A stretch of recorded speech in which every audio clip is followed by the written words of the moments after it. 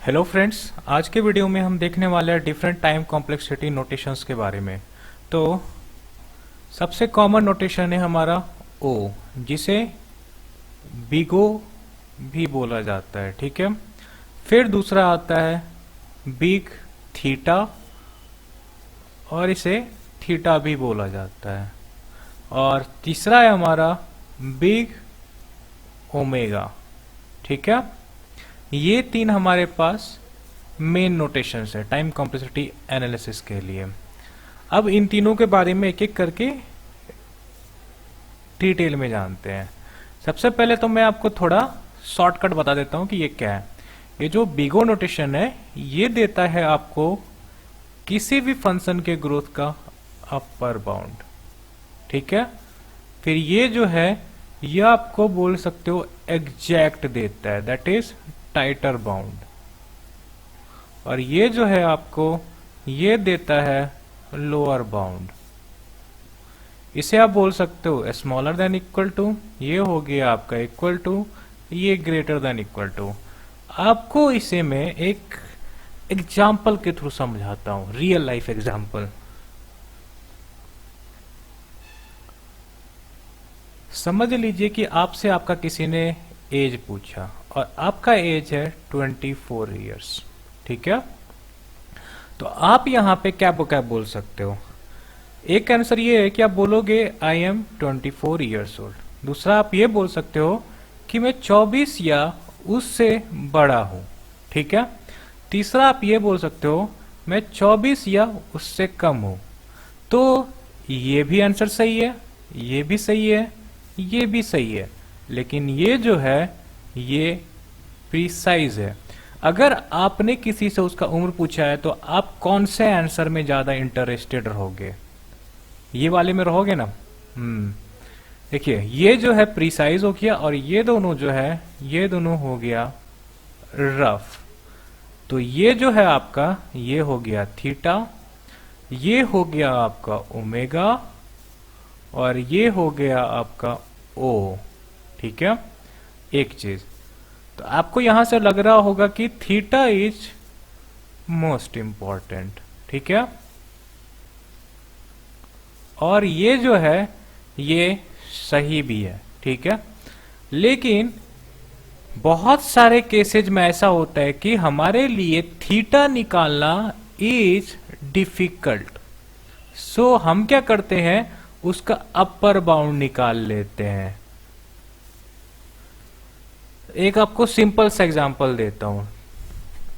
देखिए एक आपके पास एरे है, मान लीजिए 10⁻⁷ एलिमेंट का, और आप इसमें कुछ सर्च कर रहे हो। ठीक है। तो ऐसा भी हो सकता है कि आप जो सर्च कर रहे हो वो आपको फर्स्ट अटेम्प्ट में ही मिल जाए। ठीक है। लेकिन क्या आप अगर इस सर्च को इंप्लीमेंट करोगे, मान लीजिए अपने डेटाबेस में कर रहे हैं, तो क्या आप ये फर्स्ट अटेम्प्ट वाले केस को सोच के करोगे? नहीं, आप ये सोचोगे कि वर्स्ट केस में जो सबसे खराब जो मेरा एल्गोरिदम करेगा वो कितना अटेम्प्ट में मुझे आउटपुट निकाल के देगा। दैट इज जो नंबर मेरे एरे में ढूंढा जा रहा है वो कितने अटेम्प्ट में निकाल के देगा। अगर ऐसा आप नहीं करोगे तो मान लीजिए ऐसा भी हो सकता है कि आपका यूजर जो है वो किसी नंबर को ढूंढ रहा है और वो नंबर उसे रिटर्न मिल रहा है 2 मिनट के बाद। तो क्या आपका जो यूजर है वो आपके डेटाबेस को यूज करेगा?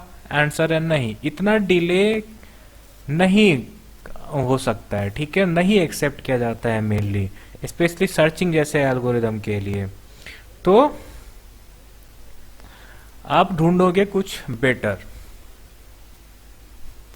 अब हम क्या करेंगे, अब हम समझते हैं थोड़ा और एग्जाम्पल के थ्रू। ठीक है। ये ले लीजिए आपका हो गया ऑर्डर, ये हो गया थीटा, और ये हो गया आपका ओमेगा। अगर मैं ये बोल रहा हूं कि T of n is equal to O of n square, और यहां पे मैं ये बोल रहा हूं T of n is equal to theta of n square, और यहां पे मैं ये बोल रहा हूं T of n is equal to omega of n square, तो इनका मतलब क्या हुआ अब मैं आपको ये समझाता हूं।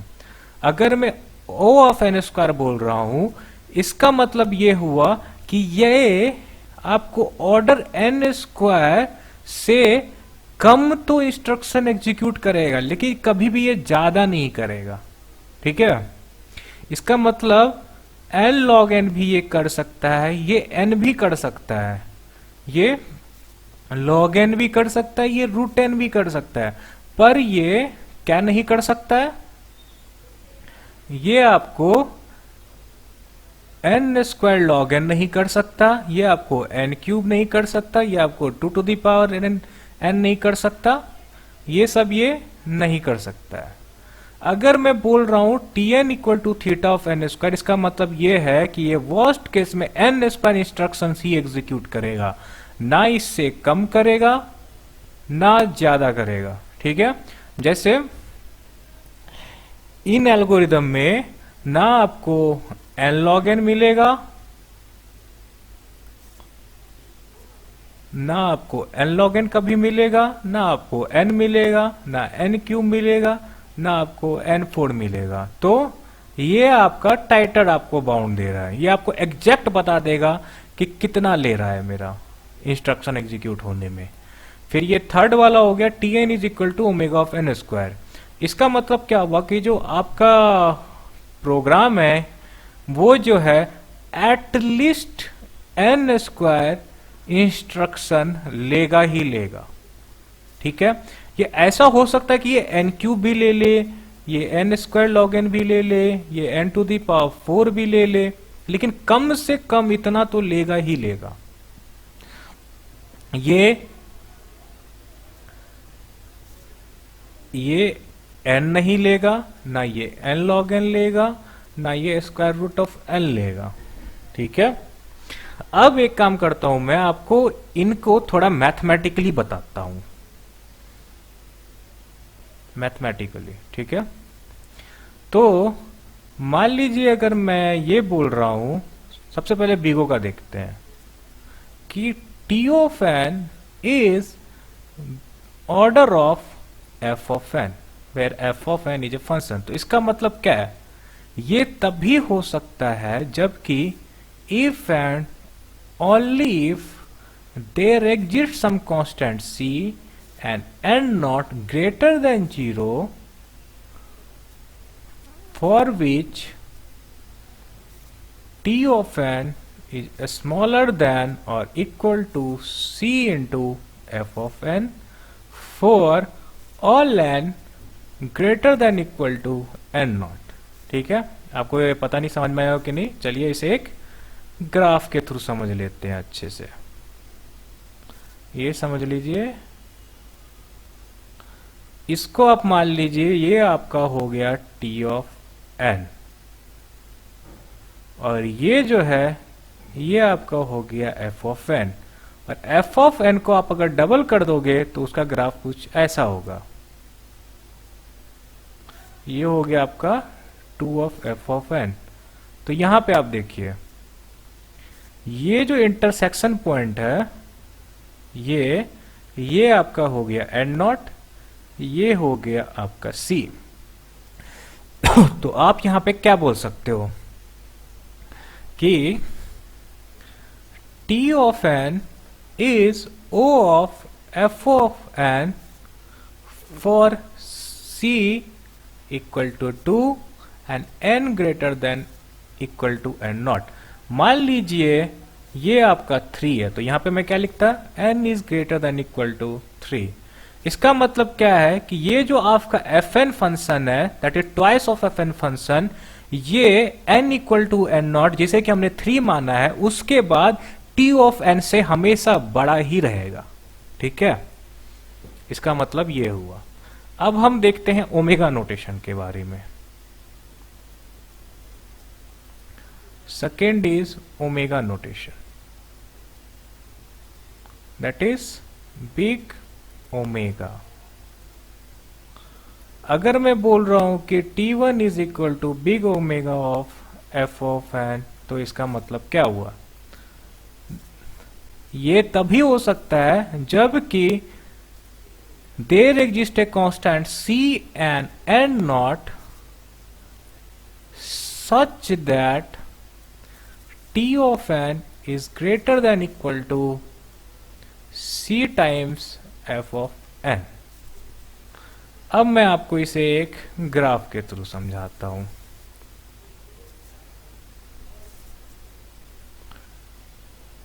ये हो गया आपका t ऑफ n,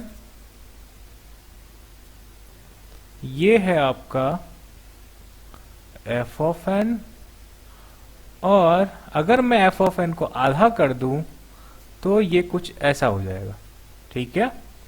और ये जो इंटरसेक्शन पॉइंट है ये हो गया मेरा n नॉट, ये हो गया c। तो यहां पे मैं क्या बोल सकता हूं, t of n is equal to omega of f of n for c equal to 1/2 and n equal to n not. मान लेते हैं कि ये 10 है, ठीक है, तो n greater than equal to 10, greater than equal to 10। इसका मतलब क्या हुआ कि half of fn will always be smaller than t of n for n greater than n naught, that is lower bound। और अब हम थर्ड देखते हैं जो कि है ओमेगा नोटेशन।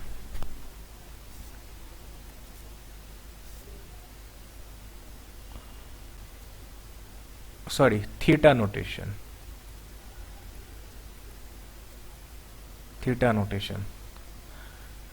अगर मैं ये बोल रहा हूं Tn is equal to theta of f of n, इसका मतलब क्या हुआ, ये तभी हो सकता है if and only if there exists a constant c1, c2 and n naught such that t of n is smaller than equal to c1 of fn, t of n is greater than equal to c2 of fn for all n greater than n naught। Basically ये ऊपर से भी बांधेगा और नीचे से भी बांधेगा। इसे एक अच्छे से ग्राफ से समझते हैं। मान लीजिए ये जो है ये आपका हो गया t ऑफ n, और ये हो गया कुछ आपका f ऑफ n, और ऐसा कुछ हो गया आपका twice of f of n। तो देखिए इस पार्टिकुलर पॉइंट के बाद ये जो यहां पे इंटरसेक्शन पॉइंट है, इस पार्टिकुलर इंटरसेक्शन पॉइंट के बाद आपका t of n is smaller than equal to होगा ट्वाइस ऑफ एफ एन का, और t ऑफ n जो है ये ग्रेटर देन इक्वल टू होगा f ऑफ n का। तो हमारा c1 क्या हुआ, यहाँ पे c1 हुआ 2, c2 हुआ 1 and what is the n not, n not ये पॉइंट है, ठीक है। और ये मान लीजिए ये 6 है, तो यहाँ पे मैं करूंगा n naught greater than equal to 6। तो अब इसे एक बार अच्छे से समराइज कर लेते हैं। तो मैं क्या बोलूंगा, t of n is theta of f of n for c1 equal to 2, c2 equal to 1 and n naught greater than equal to 6। ये हो गया हमारा तीनों ही नोटेशन मैथमेटिकली। अब हम क्या करेंगे, अब हम देखेंगे कुछ examples. Example 1, prove 2 to the power n plus 10 is order of 2 to the power n। और इसे हम कैसे प्रूव करेंगे, prove by contradiction.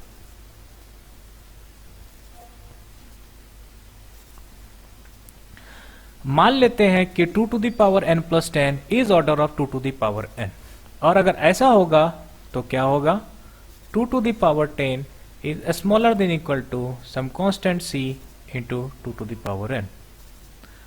This implies 2 to the power n plus 2 into 2 to the power 10 is smaller than equal to c into 2 to the power n। ये दोनों गया, c is greater than equal to 2 to the power 10। तो हम बोल सकते हैं 2 to the power n plus 10 is order of 2 to the power n for c equal to 1024 and n greater than equal to 1। यहाँ पे simple है, बस आपको एक कांस्टेंट c ढूंढना है और एक कांस्टेंट n ढूंढना है और आपको मिल जाएगा आपका प्रूफ। अब हम एक दूसरा एग्जांपल देखते हैं, एग्जांपल 2। ये थोड़ा और अच्छा होगा। Example 2, proof n to the power k is not order of n to the power k minus 1। फिर से प्रूफ बाय कॉन्ट्राडिक्शन।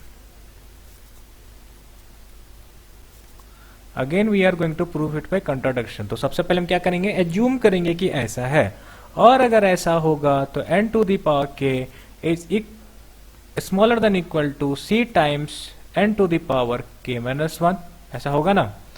तो दोनों साइड से n to the power k minus 1 cancel कर देंगे तो क्या बचेगा, n is smaller than equal to c। क्या हमें c कोई एक कांस्टेंट मिला? आंसर है नहीं। तो ये जो मेरा एजम्पशन था, my assumption was wrong and we can say that n to the power k is not of n to the power k minus 1। ये था मेरा 2 एग्जाम्पल। अब मैं क्या करूंगा, अब मैं आपको दिखाता हूं कुछ और। देखिए, लिटिल ओ और लिटिल ओमेगा, ये क्या होता है? ये भी आपने सुना होगा बहुत जगह पे। लिटिल ओमेगा को ऐसे नहीं लिखते हैं, ऐसे लिखते हैं। मान लीजिए अगर मैं बोल रहा हूं कि T n is little O of f n, इसका मतलब क्या होगा? देखिए, अगर मैं बोलता था T of n is O of f O n, तो मैं क्या लिखता था, T of n should be smaller than equal to some constant c into f of n for all n greater than n naught. लेकिन यहां पे क्या होगा, T of n is smaller than equal to c times f of n for all n greater than n naught, greater than equal to. ठीक है, मतलब ये जो है आपका स्मॉलर देन है, दैट इज एक्सक्लूसिव। ये एक्सक्लूसिव होता है। और वो जो है बिगो हो गया, बिग थीटा हो गया, फिर ओमेगा हो गया, ये सब आपको स्ट्रिक्ट नहीं है, स्ट्रिक्ट है। और ये एक्सक्लूसिव है, वो आपका स्ट्रिक्टर है, ये एक्सक्लूसिव है। तो फ्रेंड्स, अगर आपको मेरा ये वीडियो अच्छा लगा हो तो प्लीज लाइक कीजिए, शेयर कीजिए, सब्सक्राइब कीजिए and thanks a lot for watching. Next video में मैं आपके लिए लेके आ रहा हूँ कुछ और टाइम कॉम्प्लेक्सिटी के प्रॉब्लम्स।